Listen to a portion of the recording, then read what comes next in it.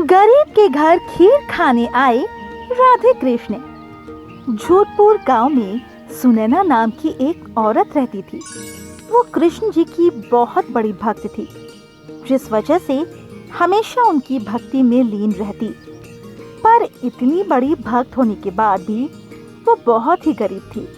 उसके घर का गुजारा जैसे तैसे हो पाया करता था। उसका पति हमेशा बीमार रहता, जिस वजह से सुनैना को ही काम करना पड़ता था। एक बार सुनैना कृष्ण जी की पूजा कर रही थी, तभी वहां उसका बेटा मोहन आ गया और उसने अपनी माँ से कहा, माँ, बहुत तेज भूख लगी है, खाना दे दो ना। बेटा, खाना तो नहीं है, मैं पूजा कर लूं, इसके बाद खाने का इंतजाम करती हूँ, ठीक है? पर मुझे बहुत तेज भूख लग रही है, पूजा तो आप बाद में भी कर सकती हैं। अरे, ये तुम क्या कह रहे हो? पूजा पहले, वरना भगवान गुस्सा हो जाएंगे। आप तो ऐसे कह रही हैं जैसे यही खाने के लिए दे जाते होंगे। आपके इतनी पूजा करने का भी कोई फायदा नहीं। और ये कहकर मोहन गुस्सा होकर वहां से चला गया। अपने बेटे की बात सुनकर सुनैना भी काफी दुखी हुई, पर उसने कृष्ण भगवान से कहा, हे भगवान, बुरा मत मानना, बच्चा अभी नादान है, उसे नहीं पता है कि भक्ति क्या होती है। इसके बाद सुनैना ने पूजा की और फिर वो काम ढूंढने निकल गई। काफी कोशिश करने के बाद उसे एक घर में काम मिला, जिससे वो शाम के लिए राशन ले आई। वो राशन में चावल, दूध और सब्जी वगैरह लाई थी। जब मोहन ने चावल दूध देखे तो उसने अपनी माँ से कहा, माँ, आप कल मेरे लिए थोड़ी सी खीर बना सकती है क्या? मुझे खीर खाने का बहुत मन हो रहा है। कितने महीनों से मैंने खीर नहीं खाई है। हाँ हाँ बेटा, क्यों नहीं, मैं कल तेरे लिए खीर बना दूंगी। ये सुनकर मोहन खुश हुआ। वहीं दूसरी तरफ कृष्ण भगवान राधा के संग बैठे हुए ये सब देख रहे थे और उन्होंने मुस्कुराकर राधा से कहा, चलो, मैं अपनी भक्त सुनैना की परीक्षा लेने चलता, देखते हैं उसकी भक्ति में कितनी शक्ति है। पर वो इतनी गरीब है, वो आपको कैसे परीक्षा देगी? यही तो देखना है, कहीं गरीबी में उसकी भक्ति डगमगा तो नहीं जाएगी। पर ये तो सही नहीं है, आपको तो उसकी मदद करनी चाहिए, पर आप तो उसकी परीक्षा ले रहे हैं।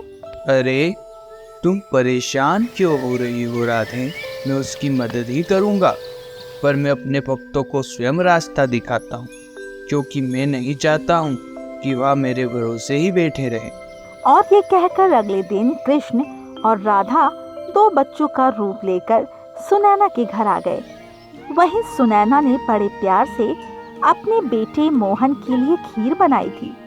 उसकी खुशबू दूर दूर तक जा रही थी। वहीं उसने एक कटोरी में खीर परोसकर अपने बेटे को दी और एक कटोरी में खीर परोसकर अपने पति की तरफ बढ़ा दी। इस पर सुनैना के पति मुकेश ने कहा, अरे नहीं नहीं, मुझे नहीं खाना है, तुम लोग ही खा लो, वैसे भी मैं तुम लोगों पर बोझ ही बना हुआ हूँ। अरे, आप ऐसा क्यों कह रहे हैं? देखना, आप बहुत जल्दी ठीक हो जाओगे। मुझे पता है तुम मेरी वजह से काफी ज्यादा परेशान रहती हो, पर मैं क्या करूँ? अभी मुकेश ये सब कह ही रहा था, तभी उन लोगों के घर का किसी ने दरवाजा खटखटाया। सुनैना ने देखा तो 2 बच्चे वहां खड़े थे। उन्हें देखकर सुनैना को मानो ऐसा लगा जैसे स्वयं उसके दरवाजे पर राधे श्याम आए हो। और सुनैना ने उनसे कहा, क्या हुआ, तुम लोगों को क्या चाहिए? हमें बहुत तेज भूख लगी है, क्या आप हमें कुछ खाने को दे सकती हैं? हाँ हाँ, अंदर आ जाओ।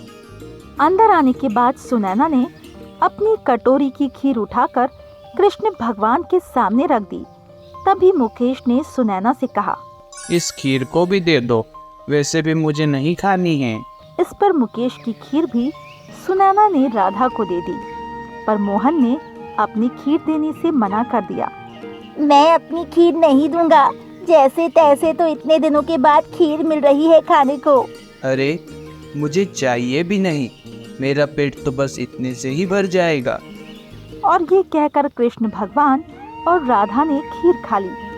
खीर खाने के बाद उन्होंने सुनैना से एक बड़ा बर्तन लाने के लिए कहा, जिस पर सुनैना काफी हैरान हुई।